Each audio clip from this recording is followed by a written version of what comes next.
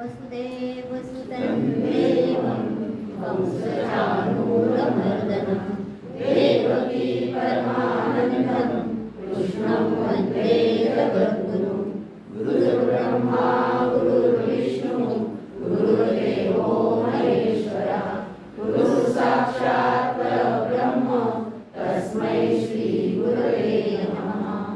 राघवं रामचन्द्रं च रावणारी रमापतिं राजीवलोचनं रामं तं वन्दे रघुनन्दनं। नमस्ते व्यासविशालबुद्धे फुल्लारविन्दायतपत्रनेत्रं येन त्वया भारततैलपूर्णः प्रज्वलितो ज्ञानमयप्रदीपः। श्रुतिस्मृतिपुराणानाम् आलयं करुणालयं नमामि भगवत्पादं शङ्करं लोकशङ्करः शङ्करं लोकशङ्करः। ज्येष्ठ अधिक महिना सुरू झालेला आहे, त्यानिमित्त आपण श्री विष्णू सहस्त्रनाम पठण आणि विवेचन असं आपण त्याचं समजून घेत आहोत.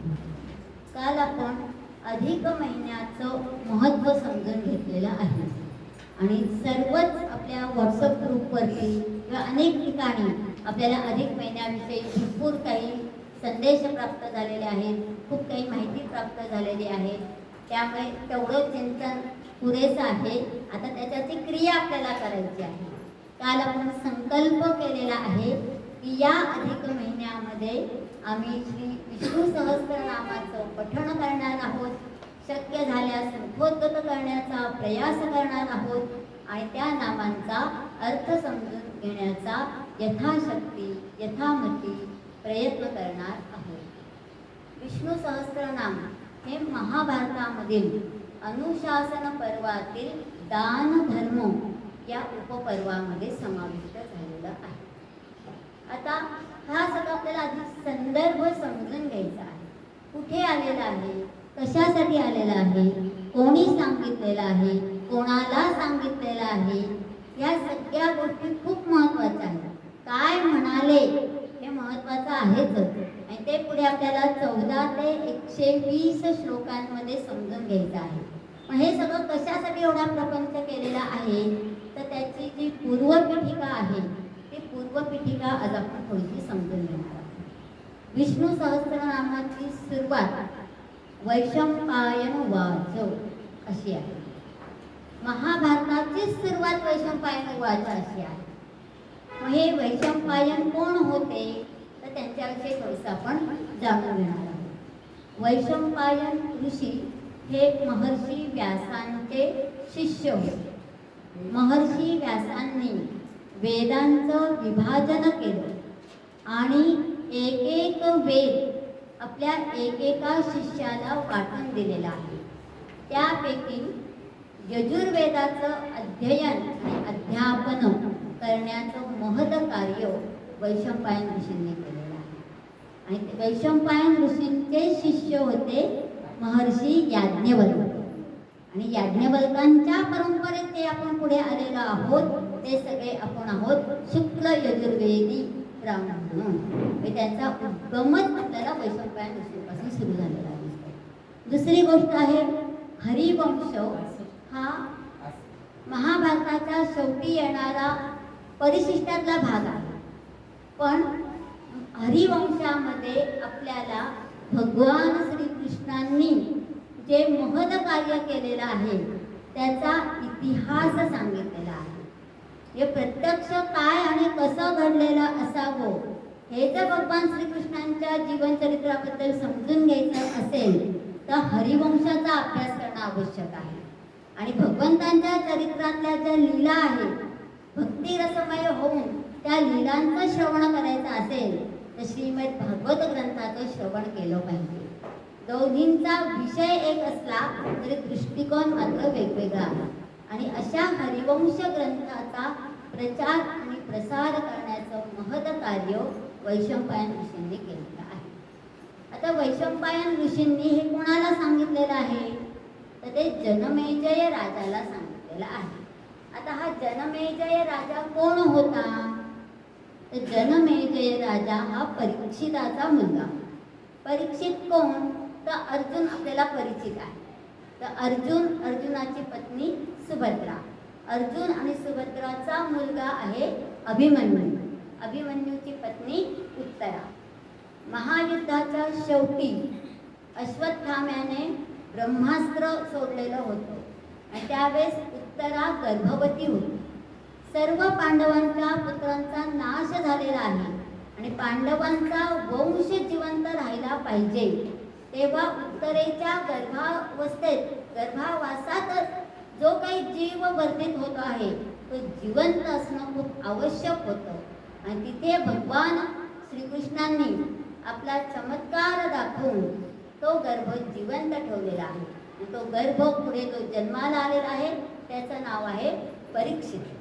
आणि त्या परीक्षिताची पत्नी आहे मद्रावती, ती मद्र देशातली होती.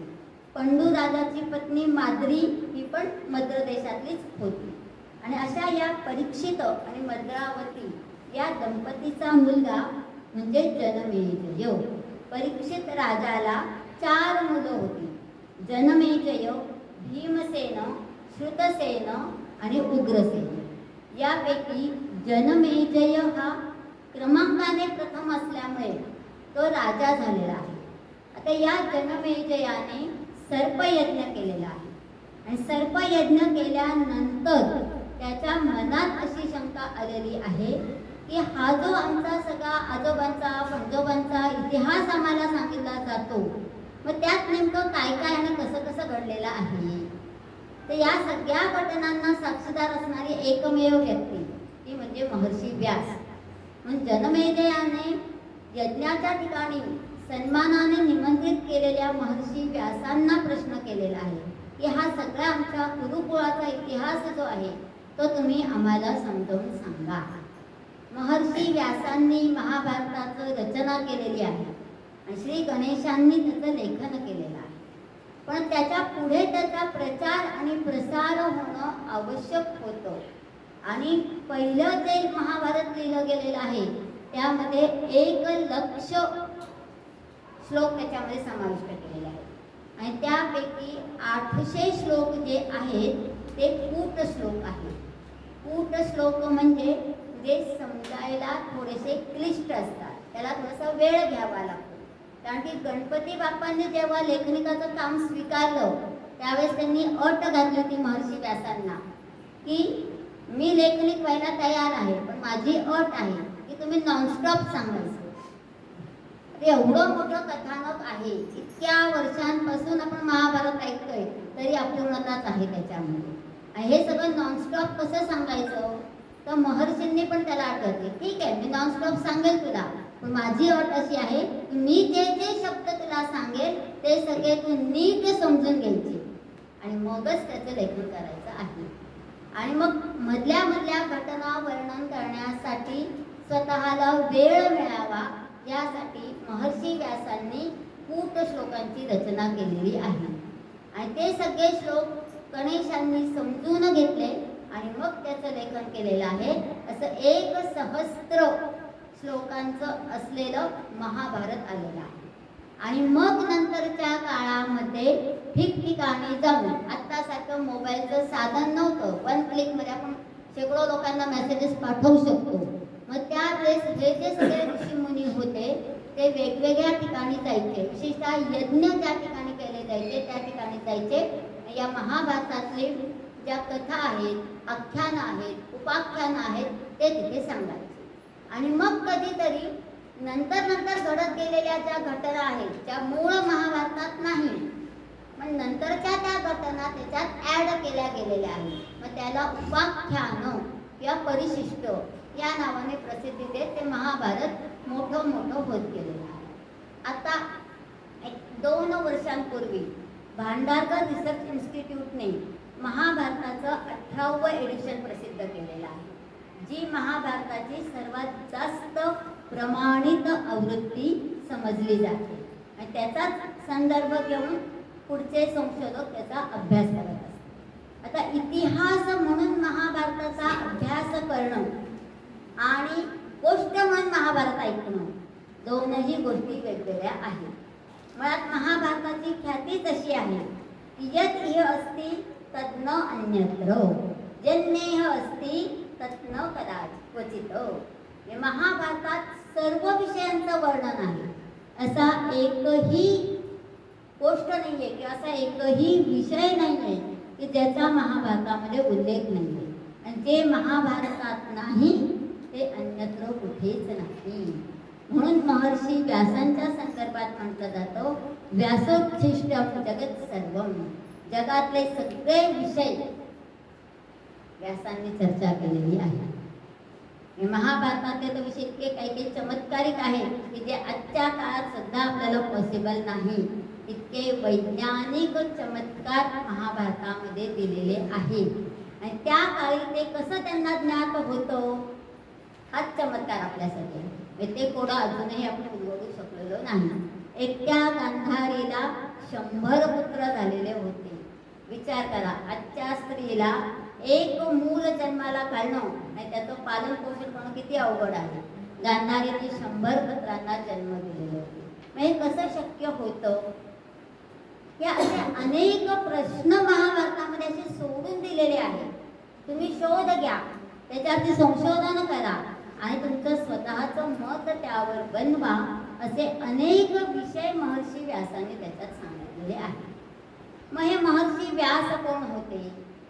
तर वसिष्ठ ऋषी. वसिष्ठ ऋषींचं नाव आपण रामायणात आहे. दशरथांचे प्रभू रामचंद्रांचे गुरु म्हणजे वसिष्ठ ऋषी.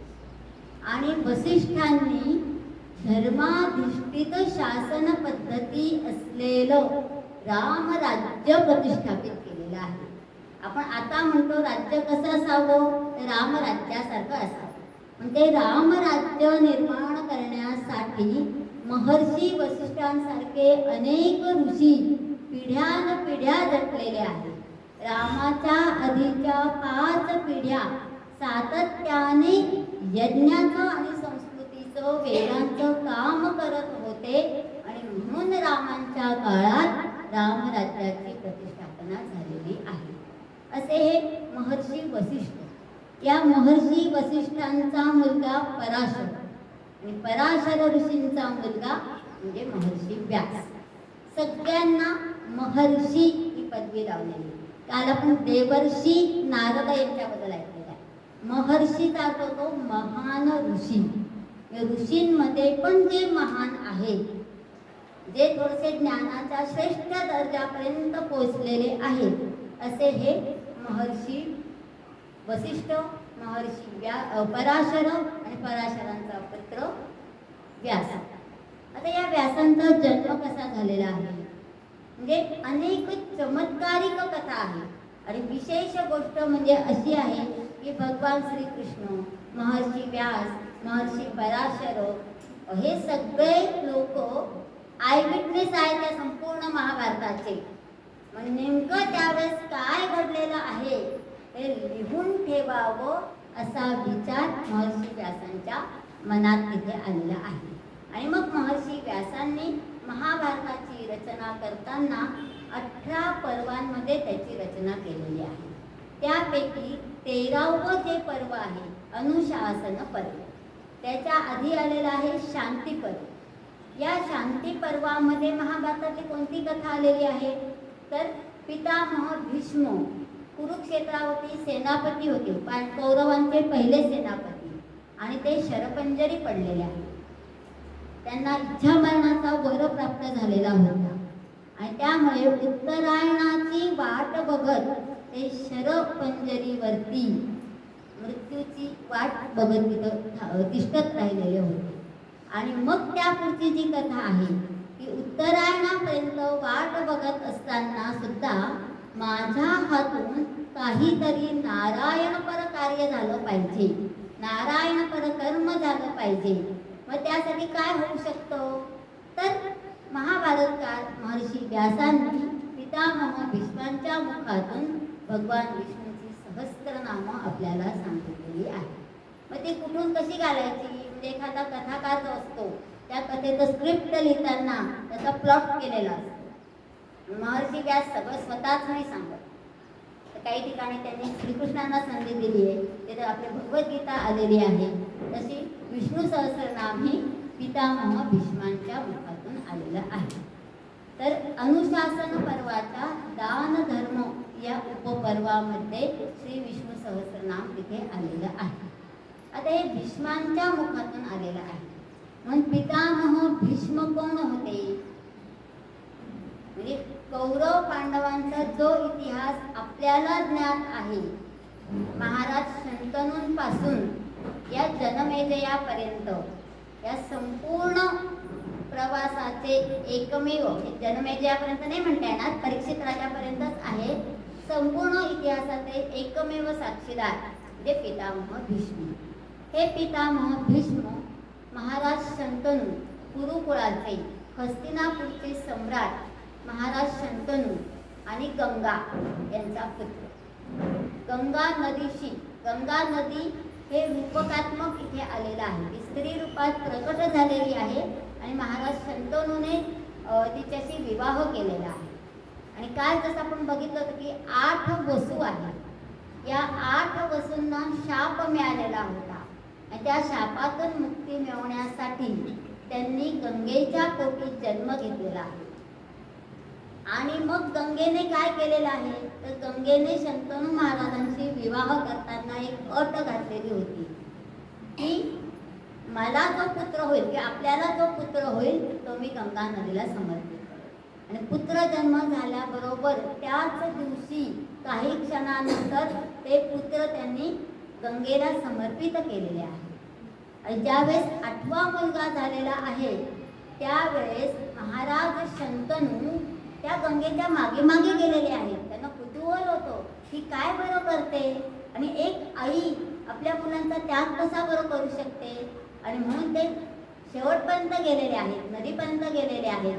ज्यावेळेस ती नदीमध्ये पुत्राला विसर्जित करेल त्यावेळेस शंतनूने त्यांना थांबवलेलं आहे. आणि त्यावेळेस गंगेने सांगितलं आहे, मी नाही सांगितलं असताना पण तुम्ही माझ्या मागे मागे आलेला आहात, तेव्हा हा तुमचा पुत्र, तुम्ही त्याचा सांभाळ करा आणि मी मात्र इथे लुप्त होणार आहे. आणि मग तो जो मुलगा होता त्या मुलाचं नाव होतं देवव्रत. हा देवव्रत शस्त्र, शास्त्र, अस्त्र या सगळ्यांमध्ये पारंगत होऊन अतिशय राजबिंडा आणि सुंदर असा तरुण झालेला आहे. आणि जेव्हा तो तरुण झालेला आहे त्याच वेळेस एक विचित्र अशी घटना घडलेली आहे. महाराज शंतनू जेव्हा एका नावेने प्रवास करत असतात तेव्हा ती नाव चालवणारी जी स्त्री असते तिचं नाव आहे मत्स्यगंधा. या मत्स्यगंधेशी त्यांची भेट झालेली आहे. आता ही मत्स्यगंधा कोण आहे, तर परत थोडंसं मागे जाऊया. तर पराशर ऋषींची पत्नी आणि महर्षी व्यासांची आई. आता ज्यावेळेस एकदा महर्षी पराशर नावेतून प्रवास करत होते आणि ही मत्स्यगंधा नाव हाकण्याचं काम करत होती. नदीच्या एका तीरावरून दुसऱ्या तीरावर जाण्यासाठी नौकेचा उपयोग केला जायचा आणि ती कोळ्यांसोबत वाढत असल्यामुळे ती नौका नयनाचंच कार्य करत होती.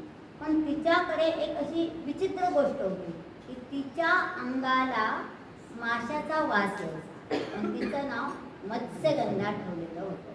पण रूपाने अतिशय सुंदर अशी होती. आणि एके दिवशी पराशर ऋषींनी तिला बघितलेलं आहे आणि त्यांना असं वाटलेलं आहे की ही कुमारिका जी आहे ही एक खरी सुंदर युवती जी आहे तिची प्राप्ती मला झाली तर. आणि त्यांनी तिला विचारणा केलेली आहे, आजच्या भाषेत आपण प्रपोज केलेला आहे असं म्हणू शकतो. विचारणा केल्यानंतर तिने सांगितलंय, तुम्ही ऋषी आहात, मी एक सामान्य नौकानयन करणारी स्त्री आहे आणि शिवाय माझ्या अंगाला असा माशाचा दुर्गंध येतो, तेव्हा आपण दोघं कसे बरं एक रूप होऊ शकतो. तेव्हा पराशर ऋषी सांगितलं, तू काहीच काळजी करू नको, फक्त तुझी मनापासून इच्छा असेल तर सांग. आणि इतके सुंदर म्हणजे तपश्चर्या केलेले ज्ञाननिष्ठ तपोनिष्ठ असा कोणीही युवक आपल्या समोर आला आणि तो जर स्वतःहून विचारणा करतो आहे तर ती मत्स्यगंधा का बरं नाही म्हणणार आहे? तर मग ते तिथे एकरूप झालेले आहेत आणि त्यांना जो पुत्र प्राप्त झालेला आहे त्याचं नाव आहे व्यास. आणि व्यासांचं विशेष असं आहे की ते जन्म दिल्यानंतर निघून गेलेले आहेत आणि सर्व ज्ञान संपन्न झाल्यानंतरच तरुण वयात पुढे आलेले आपल्याला दिसतात. महर्षी व्यासांचं बालपण कसं झालं हे पराशरांना पण माहिती नाहीये आणि मत्स्यगंधेला पण माहिती. पण जेव्हा पराशरा आणि मत्स्यगंधेला पुत्र झालेला आहे त्यानंतर पराशर ऋषींनी प्रसन्न होऊन मत्स्यगंधेला वर दिलाय की तुझ्या शरीरात जो दुर्गंध येत होता तो दुर्गंध आता नष्ट होईल आणि उलटी तुझा गंध दूर दूर पर्यंत येईल. म्हणजे तिला योजनगंधा असं नाव प्राप्त झाले. म्हणजे 1 योजन पर्यंत मत्स्यगंधा आहे असा तिथं बोध होईल. म्हणलं योजनगंधा असं नाव दिलं. परफ्यूम कुठल्या तरी विशिष्ट परफ्यूम त्यांनी तिथं दिलेला असेल की तो लावला की दूरपर्यंत त्याचा सुवास जाणार आहे, अशी ही योजनगंधा. आणि या मत्स्यगंधा तिथं तो एक चॅप्टर तिथं संपून गेलेला आहे. पराशर ऋषी पुढे तपश्चर्येला गेलेले आहेत.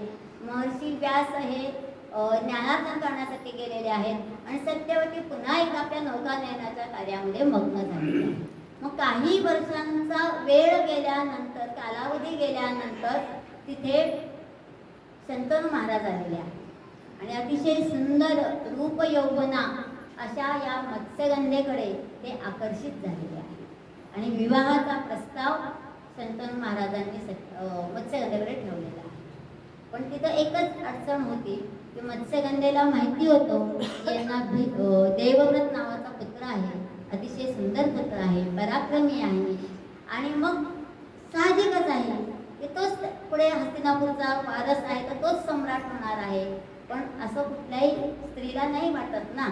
म्हणून तिने सांगितलं की अट घातली आहे की माझाच मुलगा राजा झाला पाहिजे.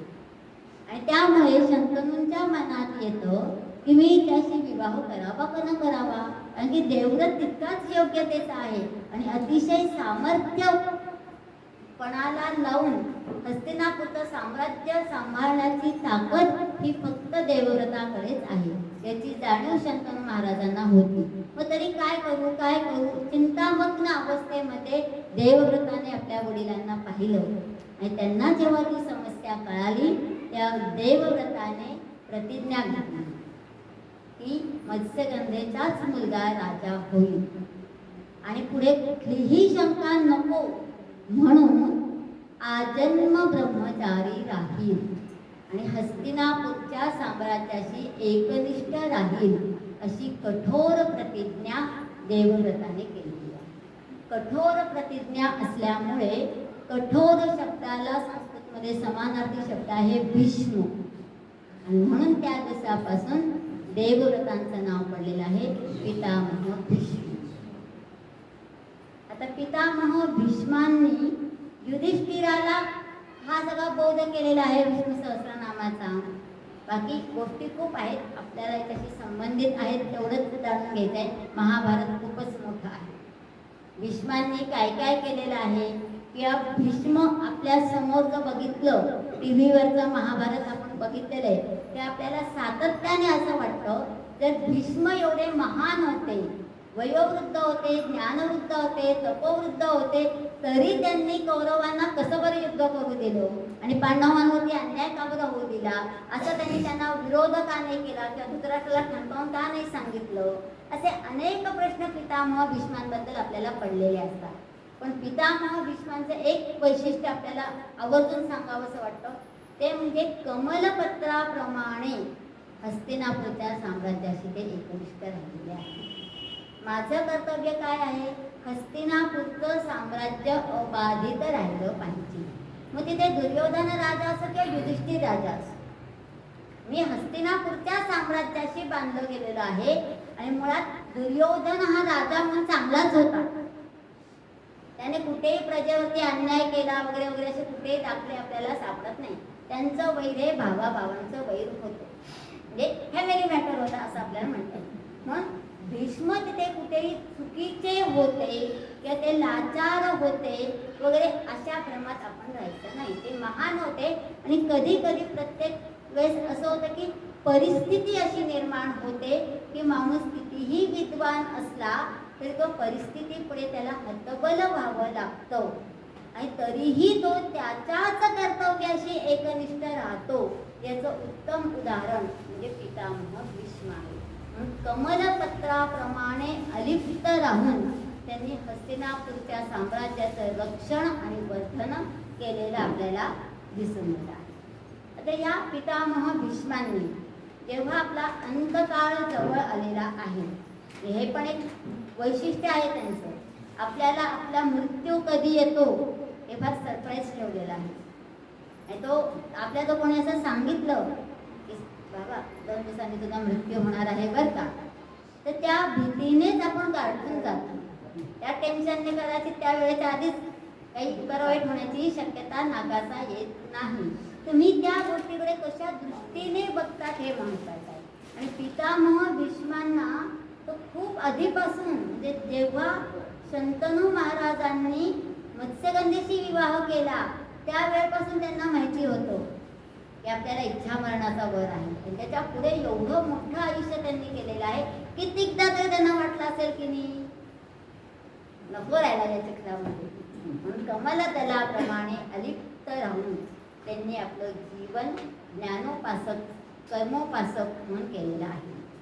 आणि मग युधिष्ठिराने शरपंजरी असलेल्या पितामह भीष्मांना विचारलेलं आहे की तुम्ही मला काहीतरी उपदेश करा. आणि त्या उपदेशासाठी कोणी प्रश्न विचारलेला आहे, प्रश्नांचं उत्तर देणारे पितामह भीष्म कसे आहेत हे आपण बघितलं. पण प्रश्न विचारणारा कोण आहे ते युधिष्ठिर. युधिः स्थिरः भवति स युधिष्ठिरः.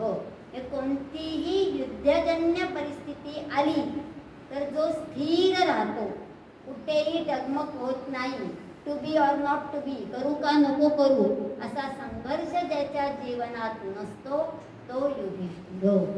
युधिष्ठिराचं दुसरं एक वैशिष्ट्य आहे ते म्हणजे सत्यवचनी. संपूर्ण आयुष्यामध्ये युधिष्ठिर कधीही खोटं बोलला नाही. एकदाच काय ते अर्धसत्य बोललेलं आहे, अश्वत्थामा हतबोल. आणि मग ह्या सगळ्यामध्ये निवड युधिष्ठिराची केलेली आहे. प्रश्न तर सगळ्यांनाच पडलेले असतील की नाही. जसं अर्जुनाला प्रश्न पडला की मी आता रणांगणावरती लढणारच नाही म्हणून भगवंतांनी गीता सांगितली. मग युधिष्ठिराला जे प्रश्न पडले ते प्रश्नांची उत्तरं सांगण्यासाठी किंवा मागण्यासाठी युधिष्ठिर भगवान कृष्णांकडे जाऊ शकत होता. तर कृष्ण त्यांना तेवढेच जवळचे होते, ते रोजच ते भेटत होते युद्धाच्या काळामध्ये आणि नंतरही. मग श्रीकृष्णांना न विचारता त्यांनी पितामह भीष्मांना विचारले. हे पहिला प्रश्न त्यांनी कृष्णांनाच विचारलेला आहे की एवढं सगळं झालेलं आहे, मला राज्यपद मिळालेलं आहे, आमचा विजय झालेला आहे, पण तरीही माझं मन काही अजून शांत वाटत नाही. युद्ध झाल्यानंतर जरी धर्माचा विजय झालेला आहे तरीही जीवितहानी, मालमत्ताहानी, अनेक स्त्रिया विधवा झालेल्या आहेत, अनेकांचे मुलं मृत्युमुखी पडलेले आहेत. हे जे सगळं नुकसान, सगळा विध्वंस व्हायचा जो झालेला आहे तो झालेला आहे. आणि या सगळ्याला जबाबदार कोण असेल? मी, युधिष्ठिर. युधिष्ठिराला स्वतःला असं वाटायला लागलेलं आहे. आणि असं त्याला का वाटलं? युद्ध तर जिंकण्यासाठीच केलेलं होतं ना. पण युधिष्ठिराच्या संदर्भात एक छोटीशी कथा सांगते की कौरव पांडव ज्यावेळेस द्रोणाचार्यांच्या आश्रमात शिकत होते त्यावेळेस नुकतीच अध्ययनाला सुरुवात झाली होती. ते सगळे मुलं लहान लहान होते आणि द्रोणाचार्यांनी पहिला पाठ शिकवलेला होता, सत्यं वद, आणि सांगितलं दुसऱ्या दिवशी पाठ करून या. दुसरा दिवस आला, आचार्यांनी विचारलेलं आहे पाठ केलं का? दुर्योधन म्हणतो हो पाठ केलंय. म्हणा बरं सत्यं वद, सत्यं वद. एक एक एक एक करत सगळे कौरव पांडव सत्यं वद म्हणतात. युधिष्ठिराला विचारला म्हणतो नाही माझं नाही पाठ झालं. दुसरा दिवस येतो, परत आचार्य विचारतात झालं का रे पाठ? नाही झालं. 7 दिवस असे होतात तरीही पाठ होत नाही. तेव्हा आचार्य युधिष्ठिराला विचारतात काय रे सत्यं वद, फक्त 2च शब्द आहेत, तू तर एवढा बुद्धिमान मुलगा आहेस, एवढा काय वेळ लागतो तुला पाठ करायला? तुला काही समजत नाही का बाळा? काही अडचण येते का पाठ करायला? तो म्हटला, गुरुजी पाठ केलं कसं म्हणून मी? ते शब्द मला समजले पाहिजेत आणि त्याचं आचरण मी केलं पाहिजे. मी 7 दिवसापासून रोज प्रयत्न करतोय. मी आजपासून फक्त सत्संग खरंच बोलणार, पण मला नाही जमत आहे. म्हणजे पाठ हा फक्त ऐकायचा असतो, लक्षात ठेवायचा असतो आणि लक्षात ठेवलेलं परीक्षेत बरोबर 2 पैकी 2 मार्क मिळवायचे असतात. त्याच्यासाठी अध्ययन नसतं. हे युधिष्ठिराला त्यावेळेस कळलेलं होतं आणि त्याची तीच समज संपूर्ण आयुष्यभर राहिलेली आहे. आणि कुरुक्षेत्रावरच्या महायुद्धामध्ये हा अत्यंत शांत चित्त असलेला माणूस आहे. युद्ध वगैरे व्हावं असं त्यांना कधी वाटत नव्हतं.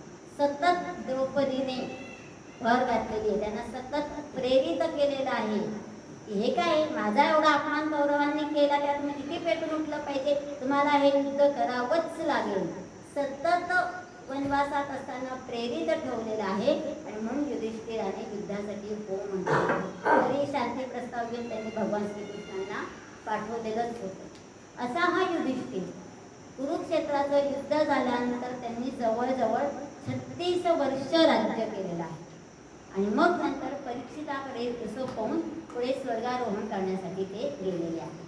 अशा या सत्यवचनी, सत्यवादी, एक पत्नी आणि अस्त्र शस्त्र विद्येमध्ये निपुण असलेल्या युधिष्ठिराने पितामह भीष्मांना प्रश्न विचारलेले आहेत आणि त्या प्रश्नांची उत्तरं देताना पितामह भीष्मांनी श्री विष्णूंची 1000 नावं सांगितलेली आहेत आणि नामस्मरणाचं महत्त्वही आपल्याला सांगितलं आहे.